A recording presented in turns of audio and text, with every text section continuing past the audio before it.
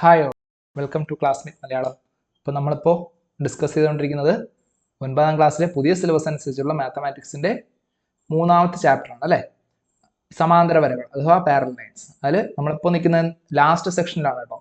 Last സെക്ഷനിൽ നമ്മൾ എന്ത് ചെയ്തു? ലാസ്റ്റ് സെക്ഷനിൽ നമ്മൾ ഫസ്റ്റ് ക്വസ്റ്റ്യൻ എന്ത് ചെയ്തു? ഡിസ്കസ് ചെയ്തു. 5th സെക്ഷനിലെ ത്രികോണ കേന്ദ്രങ്ങൾ ഫസ്റ്റ് ക്വസ്റ്റ്യൻ ഡിസ്കസ് ചെയ്തു. ദെൻ സെക്കൻഡ് ക്വസ്റ്റ്യൻ നമുക്ക് ഇപ്പോൾ നോക്കാം. Okay, so ഇതാണ് second question. Prove that in any equilateral triangle the circumcentre, orthocentre and centroid coincides. ഏത് സമഭുജ ത്രികോണത്തിലെയും പരിവൃത്ത കേന്ദ്രം, ലംബകേന്ദ്രം, മധ്യമകേന്ദ്രം ഇവയെല്ലാം ഒരേ ബിന്ദുവാണെന്ന് തെളിയിക്കുക കേട്ടോ. അപ്പോൾ നമ്മളത് കണ്ടന്റ് ഇംഗ്ലീഷിലായിരിക്കും, നിങ്ങൾക്ക് മലയാളത്തിലും പറഞ്ഞുതരും. അപ്പോൾ നിങ്ങൾ അതനുസരിച്ച് മലയാളം മീഡിയംകാർ എഴുതിക്കോളൂ കേട്ടോ. ശരി, അപ്പോൾ നമുക്ക് നോക്കാം എന്താണ് ഈക്വിലാറ്ററൽ ട്രയാങ്കിളിന്റെ സർക്കംസെന്റർ, ഓർത്തോസെന്റർ ആൻഡ് സെൻട്രോയിഡ് എന്ത് ചെയ്യും? കോയിൻസൈഡ് എന്നാണ് തെളിയിക്കേണ്ടത്. അപ്പോൾ നമുക്ക് കണ്ടന്റിലേക്ക് പോവാം. സോ നമുക്ക് ആദ്യം എന്ത് ചെയ്യാം? ഒരു ഇക്വിലാറ്ററൽ ട്രയാങ്കിൾ എടുക്കാം. ഈ ഇക്വിലാറ്ററൽ ട്രയാങ്കിളിൽ നമ്മൾ എങ്ങനെയാണ് ഇതിൻ്റെ സർക്കംസെന്റർ കണ്ടുപിടിക്കുന്നത്? സർക്കംസെന്റർ കണ്ടുപിടിക്കുക മീൻസ് ഓരോ സൈഡ്സിൻ്റെയും പെർപെൻഡിക്കുലർ ബൈസെക്ടേഴ്സ് വരയ്ക്കും അല്ലേ? പെർപെൻഡിക്കുലർ ബൈസെക്ടേഴ്സ് വരയ്ക്കും. ആ പെർപെൻഡിക്കുലർ ബൈസെക്ടേഴ്സ് കൂട്ടുമുട്ടുന്ന പോയിന്റിൽ നിന്നാണ് എന്ത് ചെയ്യുക? നമ്മൾ സർക്കിൾ വരയ്ക്കും. That is circumcircle. So that point is called circumcentre. ഇനി എങ്ങനെ ഓർത്തോ സെന്റർ കിട്ടുക? ഓർത്തോ സെന്റർ മീൻസ് ഓരോ വെർട്ടെക്സിൽ നിന്നും നമ്മൾ എന്ത് ചെയ്യും? Perpendicular to its opposite side, ഓരോ മൂലകളിൽ നിന്നും നമ്മൾ എതിർവശത്തേക്ക് എന്ത് ചെയ്യും? ലംബങ്ങൾ വരയ്ക്കും, പെർപെൻഡിക്കുലർ. നേരത്തെ വരച്ച എന്താണ്? ലംബ സമവാചികൾ വരച്ചിട്ട് അതിന്റെ കൂട്ടിമുട്ടുന്ന പോയിന്റ് ആണ് എന്ത് ചെയ്തത്? പരിവൃത്ത കേന്ദ്രമായിട്ട് എടുത്തത്. ഇപ്പൊ രണ്ടാമത് ഓർത്തോ സെന്റർ അഥവാ ലംബകേന്ദ്രത്തിന് വേണ്ടി നമ്മൾ എന്ത് ചെയ്യും? ഓരോ വെർട്ടെക്സിൽ നിന്നും എന്ത് ചെയ്യും? ഓപ്പോസിറ്റ് സൈഡിലേക്ക്, ഓരോ മൂലകളിൽ നിന്നും എതിർവശത്തിലേക്ക് ലംബങ്ങൾ വരയ്ക്കും. ആ ലംബങ്ങൾ കൂട്ടിമുട്ടുന്ന പോയിന്റ് ആണെന്ത്? ലംബകേന്ദ്രം. ഇനി മധ്യമകേന്ദ്രം അഥവാ സെൻട്രോയിഡ് എന്താണ്? നമ്മൾ ഓരോ മീഡിയൻ വരയ്ക്കും അല്ലേ ഇവിടെ? ഓക്കെ, ഓരോ മീഡിയൻ വരയ്ക്കും. ഇവിടെ എന്ത് ചെയ്യും? ഈ നടുക്കുള്ള പോയിന്റ്, ഇവിടുത്തെ സൈഡിലെ പോയിന്റിനെയും ഈ വെർട്ടെക്സിനെ നമ്മൾ കൂട്ടിമുട്ടുന്ന ഈ സൈഡിലെ മിഡ് പോയിന്റ്, ഓക്കെ, ഇതിന്റെ മധ്യബിന്ദുവും ഈ മൂലയും നമ്മൾ എന്ത് ചെയ്യുന്നു? കൂട്ടിമുട്ടുന്ന ലൈൻ വരയ്ക്കും. ഇവിടെ വരയ്ക്കും, അതുപോലെ മറ്റു സൈഡുകൾക്കും വരയ്ക്കാം. അപ്പൊ ഇവയെല്ലാം ഒരു പോയിന്റ് തന്നെ എന്ത് ചെയ്യും? ഇന്റർസെക്ട് ചെയ്യും. അതിന്റെ പേരാണെന്ത്? മധ്യമകേന്ദ്രം എന്ന് പറയുന്നത്. ഇതൊക്കെ നിങ്ങൾക്ക് അറിയാവുന്നതാണ്, നമ്മൾ പല പ്രാവശ്യം ചെയ്തിട്ടുള്ളതാണ്, ഈ പാഠത്തിൽ തന്നെ ഡിസ്കസ് ചെയ്തിട്ടുള്ള കാര്യമാണ്. അപ്പൊ ഇനി നമുക്ക് നോക്കാനുള്ളത്, ഇതില് നമുക്ക് തെളിയിക്കാനുള്ളത് ഈ മൂന്ന് കേന്ദ്രങ്ങളും മൂന്ന് സെന്റേഴ്സ് എന്താണ്?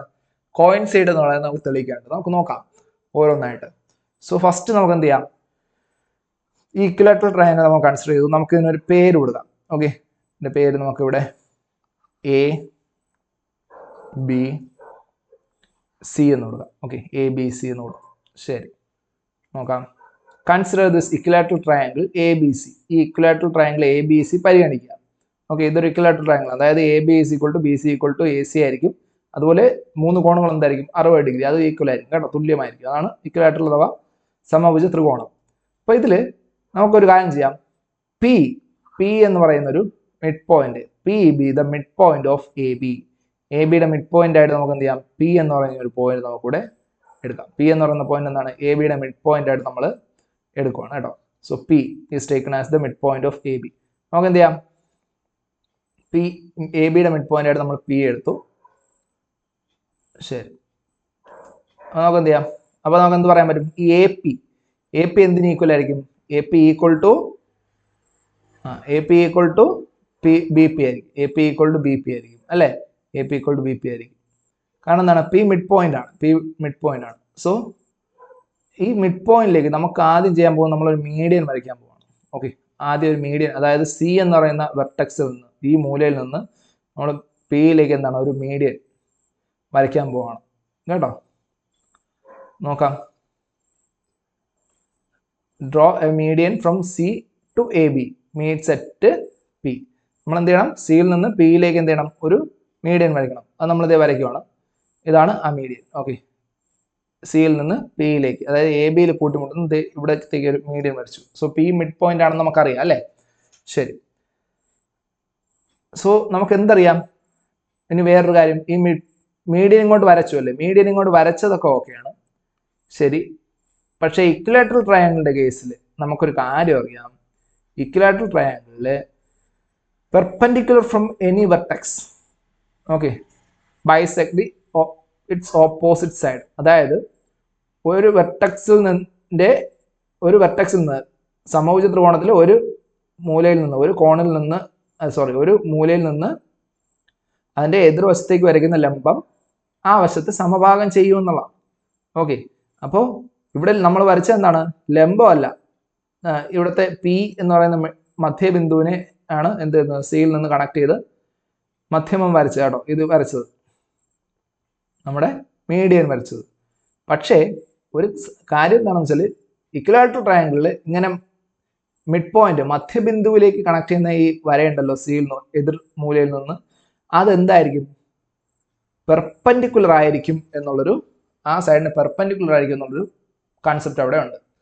ഒരു ചതുർഭുജത്തിലെ ഒരു മൂലയിൽ നിന്നും അതിന്റെ എതിർവശത്തേക്ക് വരയ്ക്കുന്ന ലംബം ആ വശത്ത് സമഭാഗം ചെയ്യുന്നു. അല്ലെങ്കിൽ നമുക്ക് തിരിച്ചു പറയാം, ഒരു വശത്തിന്റെ ലംബം സമഭുജ ത്രികോണത്തിന്റെ ഒരു വശത്തിന്റെ ലംബം അതിന്റെ എതിർ മൂലയിൽ എന്ത് ചെയ്യുന്നു?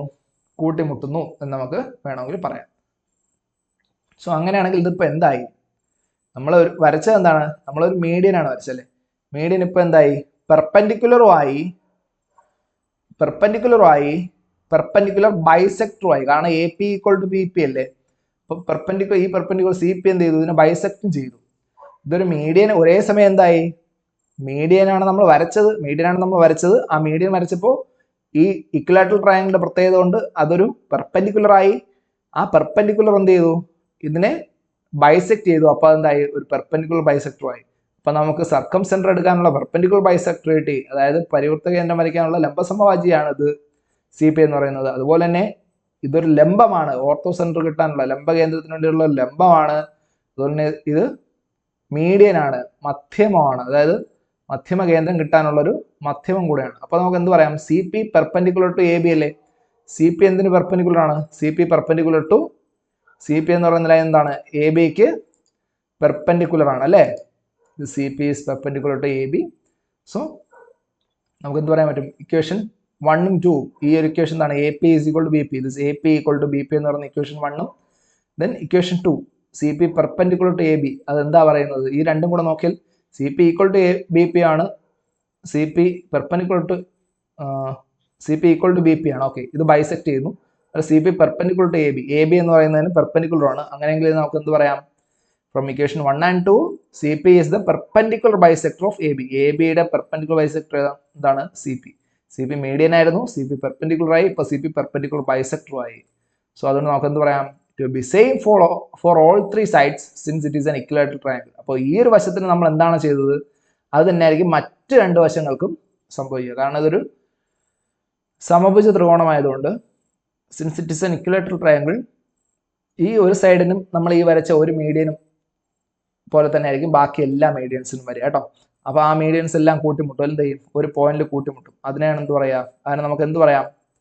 ഇത് മീഡിയൻ ആയിരിക്കാം, ഇത് പെർപെൻഡിക്കുലർ ആയിരിക്കാം, ഇത് പെർപെൻഡിക്കുലർ ബൈസെക്ടർ ആയിരിക്കാം, എന്ത് വേണോ ആവാം. ഈ മൂന്ന് വശത്തിന്റെ വരച്ചാൽ എന്ത് ചെയ്യും? അത് കൂട്ടിമുട്ടുന്നതാണ് എന്ത്?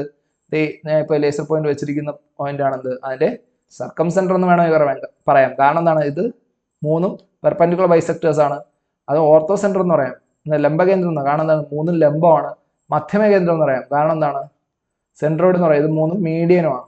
ഓക്കെ, അതുകൊണ്ട് അങ്ങനെ നമുക്ക് പറയാം. അപ്പൊ നമ്മൾ തെളിയിച്ചു എന്താണ്? ഇത് മൂന്നും എന്ത് ചെയ്യും? ഒരു സ്ഥലത്ത് കൂട്ടിമുട്ടും നമ്മൾ തെളിയിച്ചു. That is hence proved that in any equilateral triangle the circumcenter, orthocenter and centroid coincides. അപ്പൊ ഏത് സമഭുജ ത്രികോണത്തിന്റെയും പരിവൃത്ത കേന്ദ്രം, ലംബകേന്ദ്രം, മധ്യമ കേന്ദ്രം ഇവയെല്ലാം ഒരേ ബിന്ദുവാണെന്ന് നമ്മൾ ഇതിലൂടെ തെളിയിച്ചു കേട്ടോ. ഇതാണ് നമ്മുടെ രണ്ടാമത്തെ ചോദ്യം. അപ്പൊ എല്ലാവർക്കും ഇത് മനസ്സിലായെന്ന് വിചാരിക്കുന്നു. അപ്പൊ നിങ്ങൾ എന്ത് ചെയ്യുക? ഇത് കൃത്യമായിട്ട് പഠിച്ചിട്ട് നിങ്ങൾ സ്വന്തമായിട്ടുള്ള നോട്ട് എഴുതിയെടുക്കുക. ഓക്കെ, അപ്പൊ എന്തെങ്കിലും ഡൗട്ട് ഉണ്ടെങ്കിൽ കമന്റ് ചെയ്യുക. വീഡിയോ ഇഷ്ടപ്പെട്ടാൽ ലൈക്ക് ചെയ്യുക. നിങ്ങളുടെ ഫ്രണ്ട്സിനൊക്കെ ഷെയർ ചെയ്ത് കൊടുക്കുക കേട്ടോ. സബ്സ്ക്രൈബ് ചെയ്യാതെ കാണുന്നത് എന്ത് ചെയ്യുക? ഒരു ക്ലിക്ക് അല്ലേ വേണ്ടൂ, സബ്സ്ക്രൈബ് ചെയ്യുക. Okay, thank you. Next question നമുക്ക് നെക്സ്റ്റ് വീഡിയോയിൽ ഡിസ്കസ് ചെയ്യാം.